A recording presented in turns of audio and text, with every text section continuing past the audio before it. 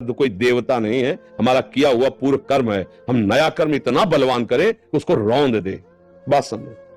और उसके लिए अब छोटी मोटी बात नहीं काम करेगी, छोटा मोटा कर्म काम नहीं करेगा।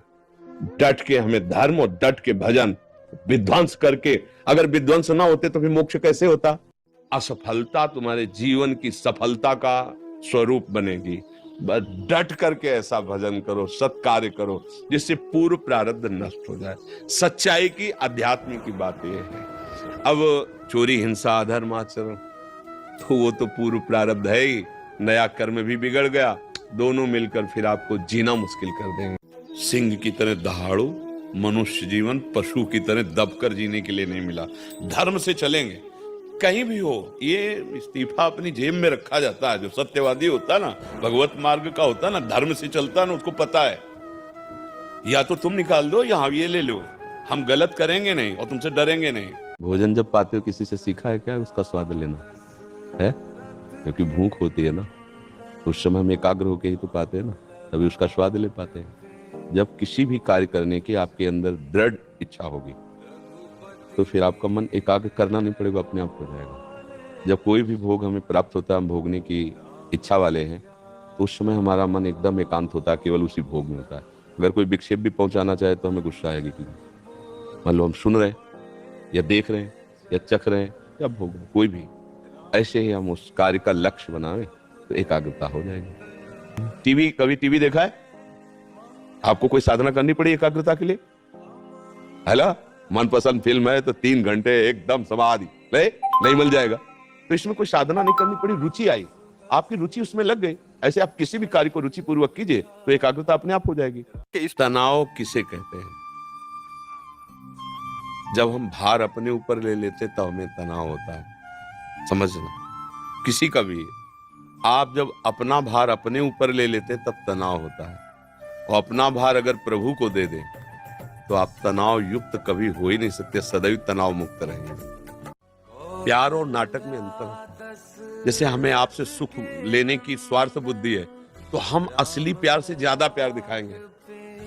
यहां गुदवा लिया तुम्हारा नाम, कितने बेवकूफ बच्चे, और दिखा दिया देखो। और वो माता पिता जो जिंदगी भर उसे दूध पिला के तैयार करिए है ना, छोड़ दिया। अब बच्चों को ये ज्ञान कहां से आवे, कैसे समझ? अब मतलब बहुत तरह के इसमें अधर्म है, पर वो बच्चे हैं, सब आप उनको समझाए तो कहेंगे बाबा जी क्या जाने बॉयफ्रेंड कर।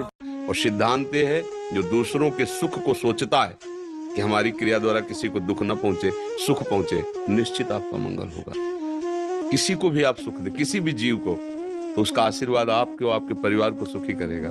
पर प्राय लोग ये नहीं जानते, ऐसा ही मानते हैं कि दूसरे का सुख छीन कर हम सुखी हो सकते हैं। कदापि नहीं, ऐसा नहीं हो सकता। जब हम भगवान के हुए तो पूरा त्रिभुवन हमारा हो गया, और जब हम अहंकार के थे, अपने थे, तो कोई पूछता नहीं था। ऐसे ही हमारी सारी समस्याएं हमारे कर्मों के कारण आ रही हैं। अब हमारे कर्मों को कोई नष्ट कर सकता है तो भगवान है। महान दुख आ रहा है जो तुम देख नहीं पा रहे हो, काल, वो तुम्हें रौंद देगा, तुम्हारा सब कुछ छीन लेगा, तुम्हें नष्ट कर देगा। एक बार मरना तो है ही, अब ऐसा मरो कि दोबारा मरना ना पड़े। राधा राधा राधा राधा, लाडली कृपा करो। बस यही जीवन का सार है। जब हमारे सामने कोई ये प्रश्न करता है कि मैं बहुत दुखी हूं, कोई उपाय बताइए निवृत्ति का, और मैं वहां गया वहां गया वहां गया, तब मुझे लगता है कि पागल, तेरी समझ में नहीं आ रहा, सुख का समुद्र तेरे पास है। पानी में मीन प्यासी, मुझे सुन सुनी आवे हांसी। बाहर भटकने से क्या होगा? तुम्हें राम नाम प्रिय है, कृष्ण नाम प्रिय, हरि नाम प्रिय, राधा नाम, जो प्रिय लगे उसको जप के तुम देखो। तुम्हारे हृदय में इतना माल भरा हुआ है कि तुम्हें आंख खोलने की जरूरत ही नहीं पड़ेगी। भरोसा है हमें शरीर का, धन का, लोगों का, और चिंतन हो रहा है विषयों का। यही मृत्यु है। अभी अभी मृत्यु में ही तुम विचर रहे हो। जिन हरि भगत हृदय नहीं हानि, जीवित सब समान थे। वो मुर्दे के समान प्राणी माना जाता है। किसी पापी आदमी को देखा जाता है, वो जो करता सफल होता चला जाता है।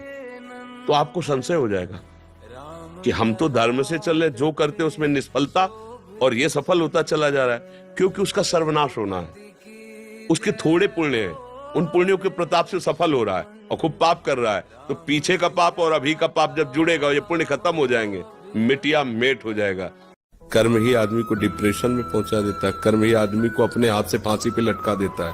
श्री कृष्ण नहीं, कर्म। श्री कृष्ण तो करुणामय है, उनके द्वारा नहीं। हमारा कर्म इतना प्रचंड होता है, जो हम कर्म करते हैं वो इतना बलवान होता है, भाग के चाहे जहां विश्व में चले जाओ, तुम्हें दंड दिए बिना बख्शेगा नहीं। इसीलिए हम श्री कृष्ण की शरण में आए, इनसे बड़ा बलवान कोई